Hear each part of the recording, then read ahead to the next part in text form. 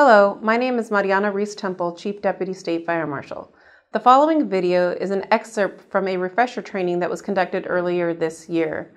The video will go over the Oregon Mobilization Plan, the Oregon Conflagration Response System, as well as tips and resources for all task force members. In addition, it'll give an overview of the two significant changes to the fire season and mobilization process this year. Thank you and stay safe. Well, good morning. I think I've seen most of you or some of you over the course of the years, but probably more so last year. Just with a quick show of hands, how many were deployed on conflags in Oregon last year? And California? Good. So most everybody. Good. Okay. Well, I know Chief Walker was here Monday. He had a message on leadership. This is going to kind of go over some of the stuff that you may have heard already. But please ask questions. There are a few new things this year, some things that we're kind of excited to roll out that we've been talking about for a few years.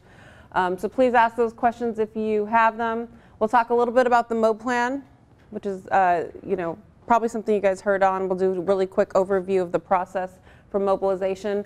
We'll talk about some of the basics that you might encounter when you're actually on an incident and some of your favorite things, which is paperwork. It's my favorite thing to talk about. And then that was a joke. IMT program and fire season outlook. So some of the basic 101s on the fire defense or the mobilization plan. I think most of you already know this, but the state of Oregon has had a MOB plan since the early 40s. It came out of the Civil Defense Act, which was really out of the fear of Japanese bombing in Oregon. Oregon had one of the first Defense Act measures. Then it morphed into what we call the mobilization plan, and it was first used for the Roseburg bombing. So in terms of a mobilization plan, Oregon's been at the very forefront of having a statewide mutual aid system, and we didn't use it again until 1972. But the reason I just bring that up is we have a pretty robust mutual aid system in Oregon. This is our Bible, the way that we organize, the way that we respond. And I work nationally on a task force that took a look at all across the state's mutual aid plans. And at that time there was 11, and it typically was southeast states that encounter hurricanes and the northwest states that actually use these for wildland. So feel really good about the state of Oregon. Each state kind of is used, they use it a little differently, but there are three things that I think that make healthy mutual aid systems, and that's one, having a mobilization plan, two, having the funding for it, and three, having an organization that actually organizes it. And in Oregon we have all three of those in most cases, and we'll get into that. But the state of Oregon is broken into 33 fire defense board districts. We have 36 states, or 36 counties, 33 fire defense boards. You see Gillum, Morrow, New Matilda up there, West Lane, West Douglas. And I think Washington has 9, for example. So there is a fire defense board chief in each of these areas, and their responsibility is to make sure that their mutual aid plans are in place, and they are the individuals that we work with at the state to either request, send, or receive aid. So just a quick rundown. I think you guys know most of that. The incident happens locally. That fire defense board chief works with the fire chief to determine if they need additional resources. Once that county is depleted, then they go through this whole process of requesting the conflag. So there's a form, there's a phone call, all of these things happen. And ultimately we get down to this place where we have this incident activation call to speak directly with that fire defense board chief and the fire chief to determine, what does it really look like. There's times where we'll have this call maybe at 2 o'clock in the morning, and it's let's say in this particular county, and we know that within 1 day there's going to be rain. So is it worth the risk of sending all these resources from the metro area, let's say, if it's going to be out in 8 hours? So those are some of the conversations we have. But typically, if we're at this point, we've been monitoring a fire for a couple days. We know that it's going to have an impact to a community, and we're also working with your chiefs, your fire defense board chiefs, to kind of get you guys spooled up. And you guys probably hear about this already. I mean, we'll get texts from people that are camping and at Billy Chinook or something, and they can see a plume, and they're sending us, they're sending us pictures. So a lot of times people are already out there for social media. They know it's going to happen. And then this happens pretty quickly in terms of requesting that from the governor. So the governor has to invoke the Conflagration Act.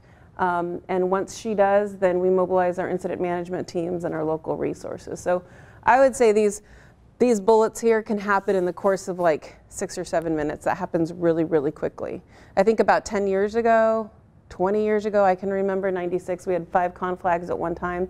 It took hours, and I think it just speaks to the amount of coordination between our office and the Fire Defense Board Chiefs. It happens a lot quicker. And I don't know if you guys experience that on your side, but certainly on our side, we see it get a lot, it's a well-oiled machine. Just a little bit about our decision process. I won't go through each of these bullets, but really there has to be a significant threat to structure. So you could have a large fire in the wildland. I mean, Chetco Bar, for example, you guys were on Chetco Bar, that burned for months, and that was in the wildland. They had a certain suppression strategy, and that was their decision. So we monitored it in the MAC, but it wasn't something that affected structure. So really, those things happen a lot in Oregon, but it's not until it really threatens structures. It's not really until maybe critical infrastructure or significant grazing lands, those types of things. And then another nuance that plays into this is unprotected. So in terms of fire protection in Oregon, it's a patchwork, we all know that, but there's folks that live in the unprotected. And so when those, when fire comes into those areas, that is a question or a conversation about, A, is there enough resources for that, depending on how much fire is already on the landscape, and B, is it really our role to be sending significant amount of resources for a certain amount of structures in the unprotected? So sometimes the answer is yes, sometimes we may not have enough resources. So a lot of times all of these things are happening on that incident activation call that I just talked about. Sometimes, anybody on Grizzly Fire in Troy a couple years ago? You were. That is out in the middle of Wallowa County. I don't know if you guys are hunters out there. That is way up there in the northeast. That is unprotected, but there was, John, I don't know, maybe 30, 40 structures, and it was really a tough conversation to be able to tell those individuals that we were not going to come. And so that was something that we did, 8 hours, with our engines to get up there. But that was unprotected, so they don't have fire protection, but that was a decision. There's some historical buildings out there as well. But mainly, if we are in on a fire, the Oregon State Fire Marshal's Office, the fire service, it is what we call a FEMA fire, so that's 75% reimbursed. And generally, that is something that our wildland partners like to see, because when we come, you generally get that FEMA reimbursement. When we leave, it kind of is the message that now we can turn it back to the locals and there's not a significant threat to structure. So we are the structural response for wildland-urban interface fire. A little bit about the process. You guys know this, the Agency Operations Center is what activates you guys at the Fire Defense Board level, as well as our IMTs. We work with that local chief to determine what the initial resources are. So typically where we are 3 6s and a water tender. In the past, we've kind of negotiated with that fire chief about what do they need. When we are out of resources, it's pretty much just going to be anything type 1s. But we know where those pockets of 3s and 6s are. Typically, we know the counties that can give those to us, and I think that for the most part, you guys organize in that fashion. But we work with that local fire chief to kind of determine the land and what's needed. And then we contact the Fire Defense Board chiefs. This is something that we're hoping to get better at this year. During the eclipse, we created an online system that your Fire Defense Board chief would complete daily to let us know what resources are available. And that's helpful because we will use those. Washington County is really, really good. Lane County, Marion County, they're really good at knowing what they have, and so we know that we go to them first. Clackamas is another good example. We go to those counties that really are organized and let us know ahead of time what they have, and then if we are looking at a second ops or third operational period, then we'll go to those other counties. But this is something that we actually hope to get some technology on that, the vision would be that every Monday, possibly your chief or your Fire Defense Board chief can put the availability of the resources for conflag, and we can see it and dispatch it that way. So that's our Northern Star. Don't know how long that'll take, but something that we're looking at.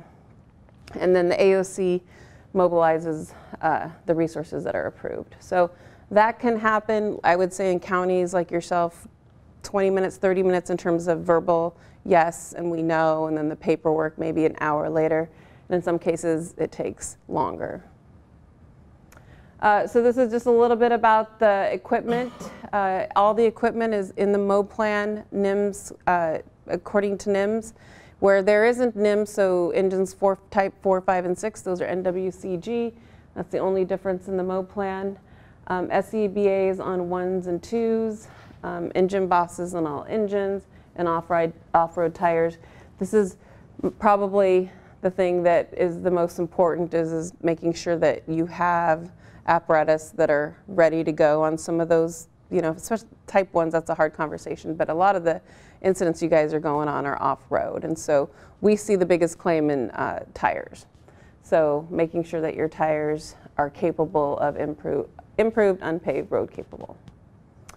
And then PPE, we say 72 hours worth of gear, and food and water. And the reason I said that is there's only been 2 fires that we've been on where we didn't have those kitchens. But last year with the eclipse, there were not, I mean, hopefully you guys got porta potties, hopefully you guys got food, but there were some, you know, if we would have popped one more fire, we would have been hurting. And I know on Troy, John, that was one that you guys didn't have any food out there. Marion County came and they had, I heard, all of their food, so they got fed, but it took probably about 24 to 48 hours to get food to folks. So I would just say make sure you're ready.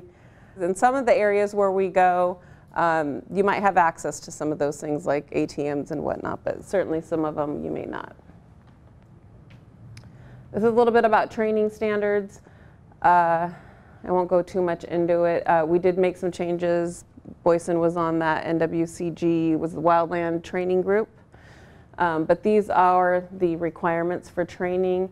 I just say that with the caveat that we're really trying to build task force leaders. We're really trying to build succession. And so although you may not have everything in one of these positions and they're outlined in the MOB plan, as long as you're working towards that and you are a trainee, you can serve in that capacity. And that would be defined by Brett or however you guys set it up. But that is something that we want to see as folks move up, especially into the higher levels. And so as long as you meet the requirement or you're working on that task book or you're working on that training, that's something that we allow. And Oregon, there's probably a couple other states. Oregon's probably one of the only states that pays and has a plan for an assistant or an aide at the task force level, which I think we get really used to, but not all states are like that. So sometimes on EMAX, if we see more and more in that in the future, that would be a conversation we'd have to negotiate. But that was built in so that we can build that capacity in our state. I handed these out, the task force leader guidebooks. Those are 2016. They haven't changed, so we need to probably take a look at it. But that, even if you're not a task force, that has all of the forms you guys are going to need. So something you might want to refer to. Certainly all of these forms, when you get on the actual incident in one capacity or another, you guys will be working on. And we'll go over a few of the things that we've changed. So this is our MOB plan this year. We had such a significant fire year last year, all the way from Oregon to California, that we really didn't have time to take a look at it. Typically we start meeting in October.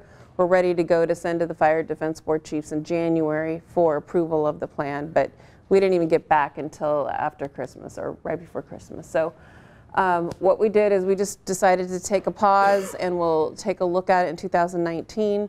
But what's interesting is that even though we didn't make any changes this year, it's probably going to be one of the most, not controversial, but it's going to probably be the heaviest lift we've ever had to do in terms of some policy that's probably going to affect all of us. And so although there is no plan changes, there's going to be a significant amount of discussion on pay, volunteer usage, and EMAC. And so what I mean by that is, I was just talking to Brett earlier, is that we saw that 40% of the amount of resources that we send in Oregon are volunteers. So we certainly cannot respond to conflag without volunteers.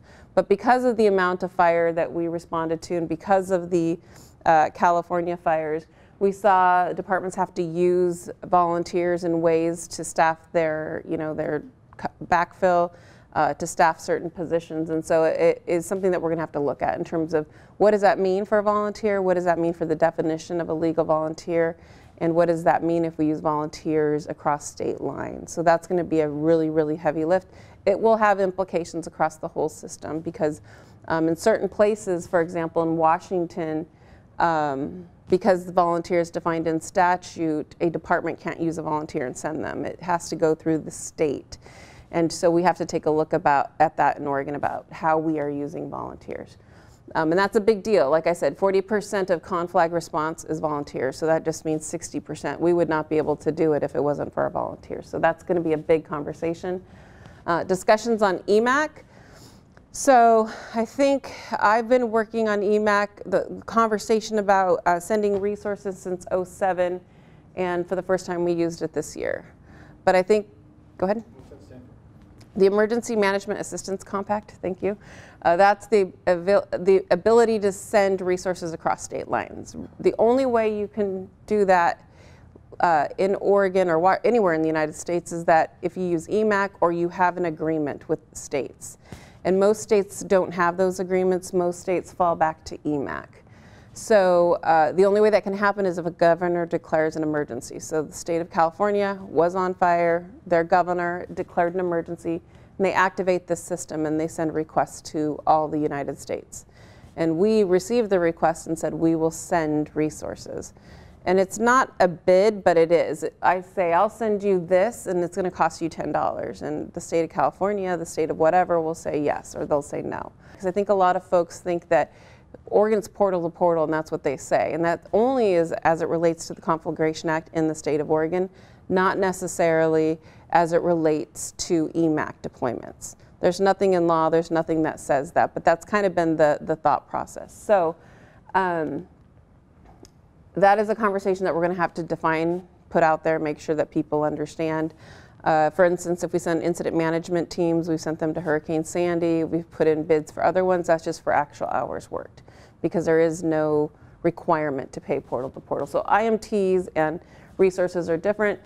When California asked for those resources, I said, we'll go, and we'll go quickly, and we'll give you what you need, but only if you use our mobilization plan. And that was a verbal request, and I knew Chief Segaris for a while, and he said, we'll do it.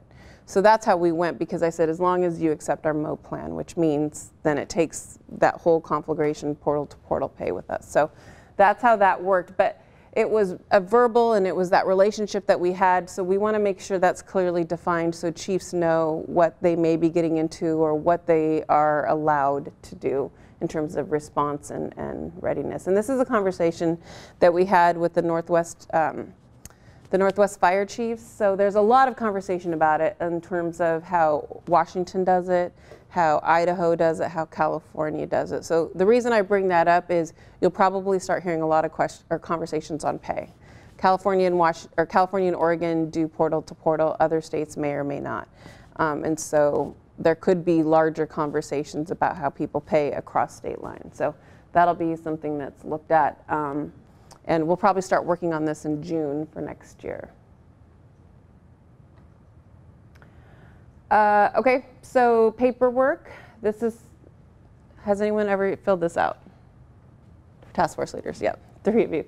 So this is our task force leader form. This is what we send out to your fire defense board chief with all of the stuff up above. So Millie Fire, staging, sisters, whatever. And then this is what's completed. And really, this is for the fire defense board chief and a task force leader to complete. I would say about 5 or 6 years ago, there used to be negotiations. I might say I want a strike team of 3s, and they'll say, well, I have this engine and I have this, and it would take hours, and we'd go back and forth. And so that doesn't really happen anymore. I think most counties are really, really good. They're really organized. We want a yes within 20 minutes, and that you can get on the road within an hour and a half for that first group out. And so Washington County is really good at that. So this is for those 3 in the room that fill it out. This is just to make sure. This is probably the #1 thing that happens where we see a problem is you have to list every single department. So What we saw this year is we put counties with single resources for the first time. We put Clatsop County with an engine from Mount Angel, I think Clatskanie with Clatsop. So what happens is this is how we bill folks. So if you have people that are from different departments, you have to list the department. And I just put that out there because we had a task force that went to California, and they listed all of the people, but not the department. And we assumed that they were from the same department, and we found out that they were in California and they had no IGA because they hadn't listed. And we didn't even know we needed to send them a billing packet until the department emailed us 2 months later and said, we sent 2 guys, and I said, you did? And then we realized that the individual didn't write that home agency. So that's an important piece so that we can track which departments are actually out there. Basically your paycheck. So obviously you guys know this, the time you leave the pod, the time you get back, and make sure that you give this to your finance person. Apparatus form, have you guys, anybody filled this out? Okay, so this is also in your task force leader guidebook. This is something for you guys to fill out. So when you check in, your task force leader, your engine boss, give that to resource. Resource gives it to safety. And that's what we use for your check-in and your check-out. Like I said, it's also in your task force leader guidebook. Response, all, safe and considerate. This is something Chief Hallman talks about a lot with the incident management teams, is if you guys are, as a task force, slow, just be considerate, pull over, let folks over. We don't get a lot of complaints, but sometimes you'd be amazed at some of the complaints that we get. You guys are actually going to defend a community, but people are upset that it's taking, holding up traffic. So just be safe, but considerate. No code 3. I think a lot of folks think that you can go code 3. If you're going to be going code 3, your task force leader would know that, and that would come from the AOC. I think the only time we've approved code 3 was for maybe 2 conflags. One was during the response to Millie for the eclipse traffic. So we were able to get through that. And sometimes there's a lot of closures. The AOC will work with ODOT to open up those roads for you guys, especially if they're in the middle of the night. Just some tips. Like I said, most of the stuff you guys already know. Fuel prior to arrival, that changed about 5 or 6 years ago. That really comes from what we call in the AOC a wet rate. So $100 an hour for a type 1 engine, that should cover everything. And FEMA looks at that as a wet rate.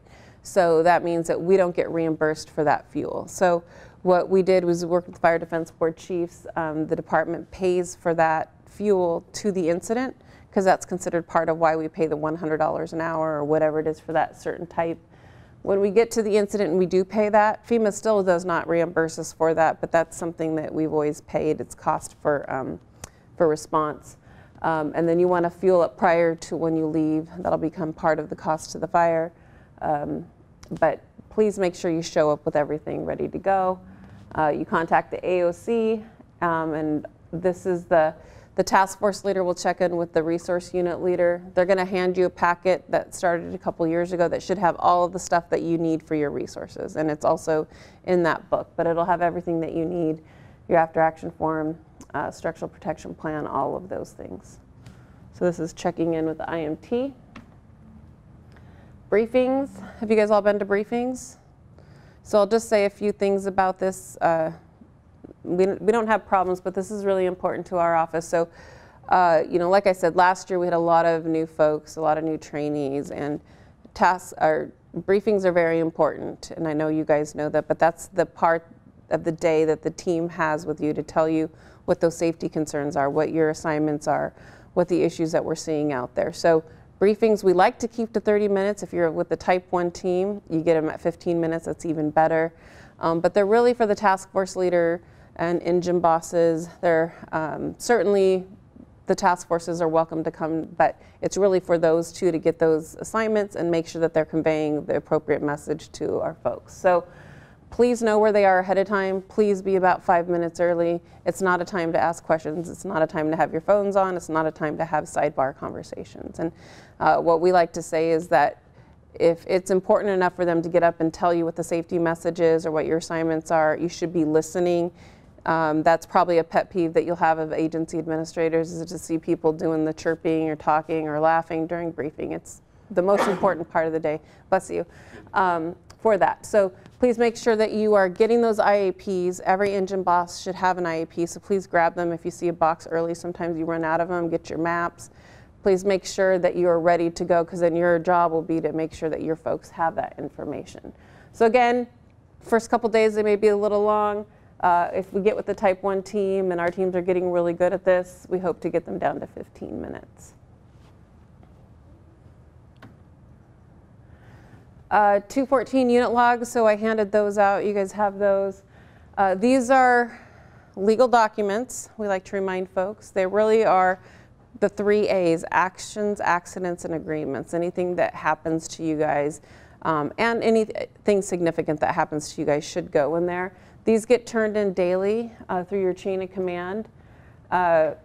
We've seen good, bad, and ugly, so those are just some examples. The reason this is important, and it became even more important afterwards, sometimes after fires, and in 2015 we had a request to see our entire doc box from the media. So sometimes fires that are political, you can get that, and so we had to scan and copy all of these, and some of them were bad, some of them were ugly, some of them people think are funny. You know, we don't get a lot of sleep, sometimes people put things on there, but please remember everything that goes on to these we get and are open public documents. So this was a good example. This person didn't have anything really to say, so he probably just didn't need to say it, but yeah, but we've seen worse. Claims. So this is a thing that we've been talking about probably for the last 4 or 5 years. This is the change, and if you guys were in California and had a claim, they are very strict in terms of what they pay for. Oregon is, I wouldn't say getting there, but we're trying to be a little bit more responsible of what it is that we're trying to define as claim. So if the incident itself caused the claim, then that is something that would be, it goes through a system, but something that we would approve. I think years ago, anything was considered a claim. And so it really has to be the direct result of the incident, direct fault of the fire. I like to say incident because we don't know, it could be anything. And so more about the activity at the time of the result. So a lot of times this year we saw some theft, we saw some MVAs, we saw lots of things come up that maybe 5 years ago we would have said was a claim.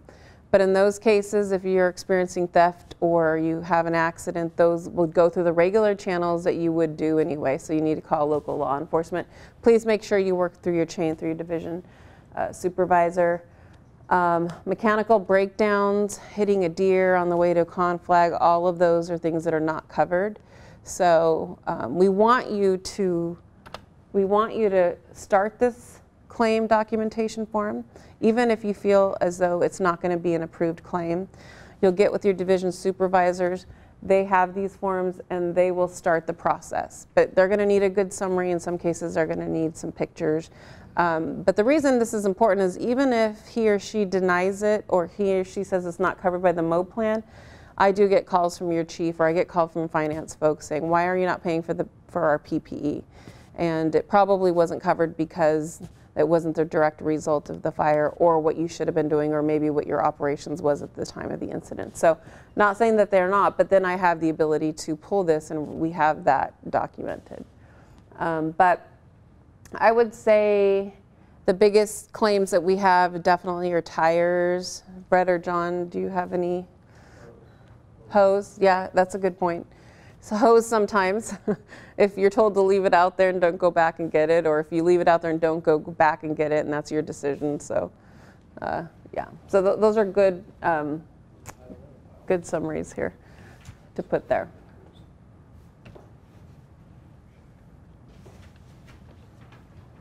Brett and I just talked about this. You guys will be going over this. Also, we have an incident within an incident plan for the incident management teams. You guys will be going over that, but all of our incident within an incident plans, our 9 line, that will all be in our IAP.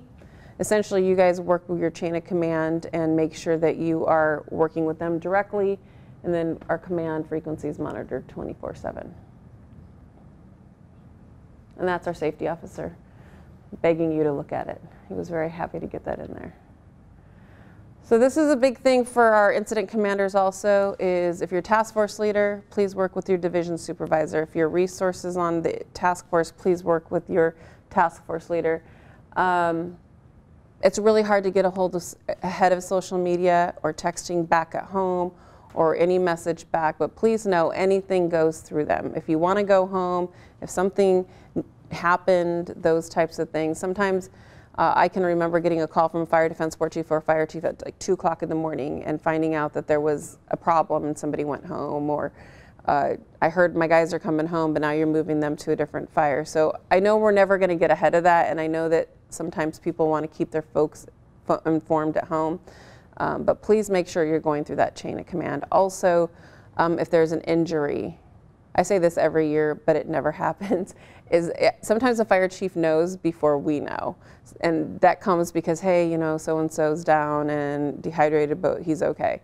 So please make sure that that's going through your task force leader. And then we start getting calls from wives and fire chiefs. And so please try to claims, complaints, anything that you guys need, work through that, and try to keep the texting back home to a minimum. So here's some task force tips. Some of you might remember some of these, maybe not. I tried to cover up the name on the truck there. But that is respect the rights of others. If you're a day sleeper, if you're, you know, depending on what shift, sometimes you don't have the best accommodations. I know our teams try to give you guys the best accommodations that we can get, but sometimes it just doesn't work out, so be respectful of that. Rules of camp. So this was a vehicle that somebody had parked in a no parking area, but it was a huge briefing, and they thought, oh, I'll be there 15 minutes, and so that got put on there. So just be respectful of camp. I would say be ready to go at a moment's notice. Anybody on Eagle Creek?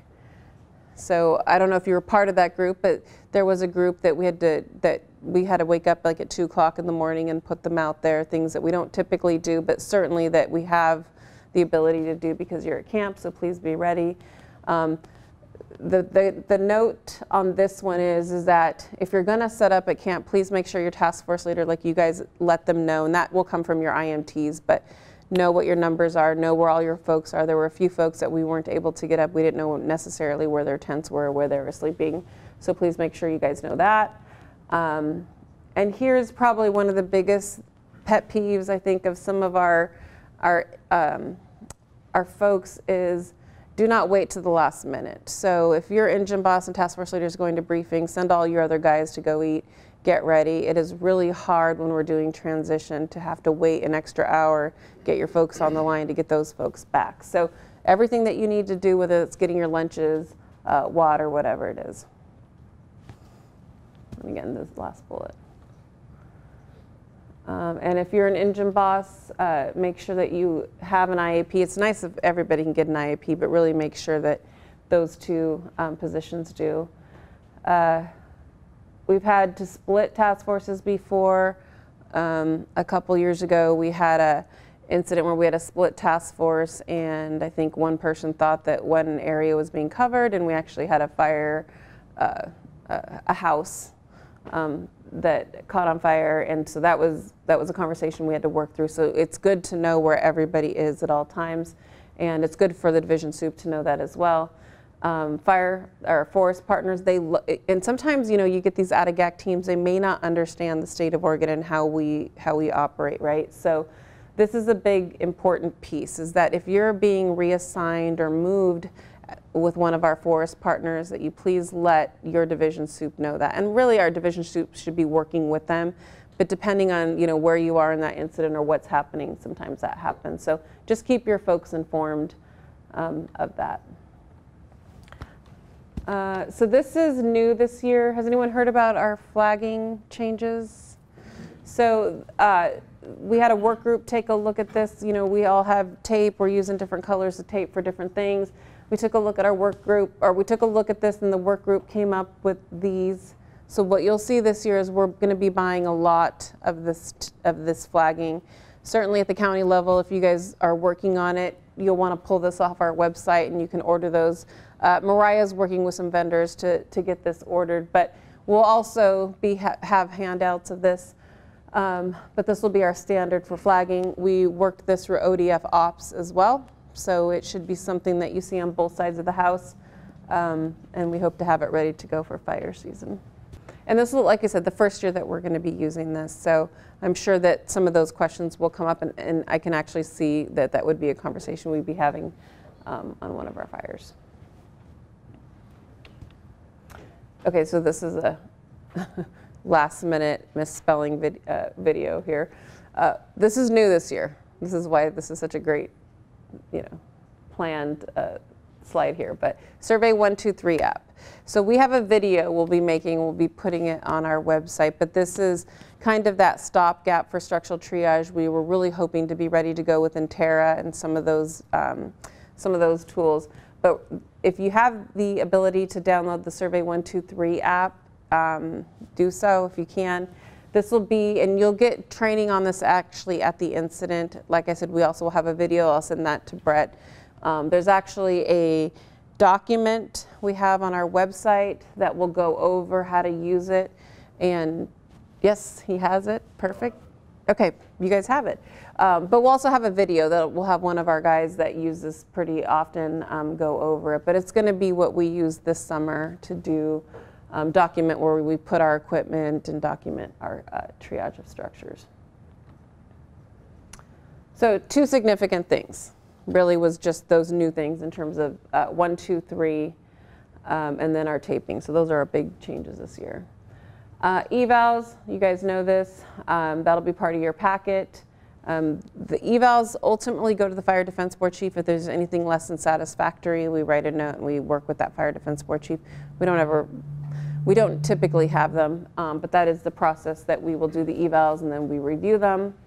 Task Force After Action Form, we started doing this a couple years ago. This is something that will also be part of your Task Force Leader Guide handout. And it's something that as an incident management team, we really take a look at our after actions, and it's really focused on that piece of it, the fire and our interactions there. But sometimes what we lose is that interaction with you as task force leaders and task forces. And so we really want to get that experience and make it part of it. So that's why we added that. Just, what happened, top 3 things, good, bad, not a big deal, but enough to capture what we need to capture. And I think you guys know this. Make sure you're turning in all your stuff to cache. You guys do a really good job of showing up with everything that you need. Make sure that you guys are fueled and fed. So this is the fuel so that it goes on the incident before you leave. Make sure that you turn in all your paperwork. You get everything signed off, your safety forms signed off.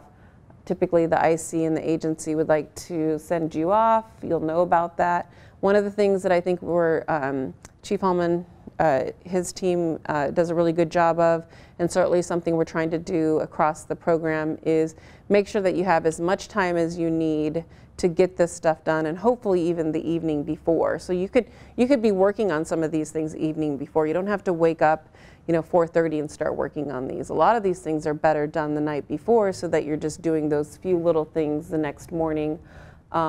So as task force leaders, kind of keep that in the back of your mind. We learned some really good things. I think for those of you that were on California that knew that they had that app that kind of listed who was getting demobbed the night before. I think that's kind of cool, something that we've been talking about with the ICs. But we want to give you the most time that you can to prepare for that. So something that you might be seeing coming in the next couple years. When you guys do leave, make sure you call the AOC. The AOC has one job, and that is to track you guys. And so just appreciate that. Sometimes you get home and they call you, and I'm probably the #1 offender that I forget to call them, but they want to track you. So please make sure you call them when you leave, when you get back, and then also your Fire Defense Board Chief. So here's just how a task force leader can help expedite that. Again, call the AOC, call your Fire Defense Board Chief. Whoever your finance person is, make sure they get a copy of your manifest. And the last, you guys don't get involved with this, but certainly a lot of times finance folks do, ops folks do, your ICs do. If we see some weird things or we need to get better information because the documentation doesn't match up. Sometimes you'll call us at, let's say 1500, but you write 1430 or 1530, so we're going to be calling you 4 months later just to make sure that that coincides. So. A little bit about how you interact with our IMTs. You guys know we have 3 of them, red, blue, green. ODF has 3. And again, we're type 2 NWCG/FEMA standards, so we're a mix of those, all hazards. So I just point out all hazards because we did, and we have received requests, and we talked a little bit about that with the EMAC to deploy teams. We went to Hurricane Sandy. We put in requests for a couple other states, a couple other hurricanes, and most recently the state of Hawaii, and they rescinded a couple of their offers, and that was really, Chief Hallman was really hoping you were going to go. That was a really cool one. Well, I was hoping you were going to go. It'd be really great to say our teams went to Hawaii. But anyway, so we are all hazards. That's typically what we look like there. We have tons of meetings. We love meetings. This is a typical day. And then there's probably 4 other meetings on there when we're actually dealing with the MAC and the phone calls that we go on. So depending who you are in that, typically ICs are part of that entire process. Plans is certainly driving the entire process. So lots of meetings. So when you guys are out there and you're wondering what folks are doing, lots of stuff going on. So here's your frequent contacts with the IMT. Certainly incident safety and line safety. You're constantly out there. They're actually out there in the field. Our incident safety officer should be, for the most part, in camp. That's his or her responsibility. Line safety are the positions that we've added over the last couple years, and you'll see a lot of those folks out in the field. This is one of the big things that we talk about is information and PIOs. So all photos need to go through the PIOs before they're released, put on Facebook, whatever. And for those of you that might have encountered this in California, if we ever go back, they have a different process. And so everything has to go through them. And in some cases, they send it to Sacramento to get approved before it goes. So the fire that I was on, I was in Napa. Everything had to get sent to some place in Sacramento for them to approve it and send it out. Some fires are a lot more lenient. But I would say that if you follow Oregon process, and that's on our social media policy, you'll be safe. But again, just remember that before you're sending those home, before you're putting them on Facebook, please make sure that they're approved. And then obviously division soups are your immediate supervisors. That's a resource unit leader who you check in with, get your IAPs and logs. They give you everything you need. This is the Northwest Interagency Coordination Center Predictive Services Climate and Significant Fire Potential Outlook, updated May 1st, 2018. Let's start by taking a look back at how well the Climate Prediction Center Outlook's verified for April. In the lower left corner, you see the CPC's outlook that we included in our last presentation, and in the upper right we see the actual observed temperatures. The CPC's outlook at the beginning of April was anticipating below average temperatures in Washington and then equal chances for below, above, or normal through most of Oregon.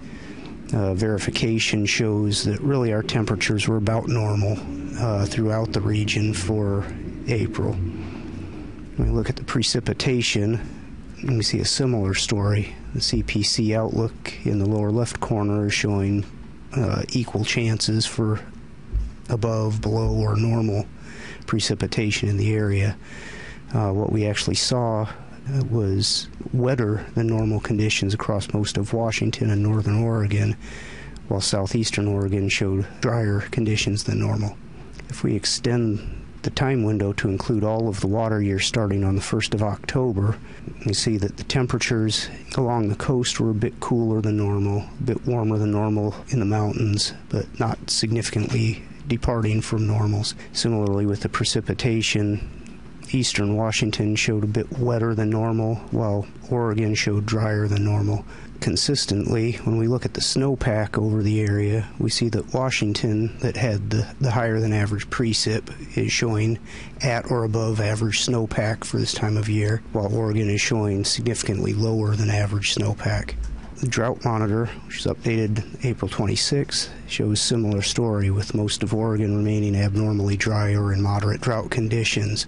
The Climate Prediction Center is projecting that those drought conditions will persist in Oregon through the period out to the end of July. When we look at the El Nino Southern Oscillation cycle, we remain in a neutral pattern. We had a weak La Nina over most of the winter. By the end of March, that cool water off of the coast of South America has pretty much warmed up. The Australian Bureau of Meteorology has noted that all of the international models are showing a slight warming trend over the next few months, but not getting into El Nino territory, so we should remain neutral. Looking forward, CPC is showing pretty much equal chances for our temperatures to be above or below normal in May, while showing a bit higher chance that we'll have below average precip during the month. So we extend that for the seasonal outlook. Looks like June, July, and August will bring higher than normal temperatures and below normal precip to the northwest. So we'll have normal significant wildfire potential for the northwest in May, as well as in June. As we move into July, we'll have an above normal significant fire potential for southeastern Washington and southern and north central Oregon. As we move into August, that area just extends, and we'll have above normal significant fire potential east of the Cascade Crest in Oregon and Washington, and also for extreme southwestern Oregon. So that's a lot of red. And this gets published on Northwest Coordination Center every like first or second of each month. So if you guys kind of are tracking it or interested in it, so this is the one for this year. You'll have another one in a couple weeks. So that's all I have. I know you guys like to talk about forms and process and whatnot, but if you guys have any questions, I'm here. Hallman and Boyson certainly can answer those as well. So thank you.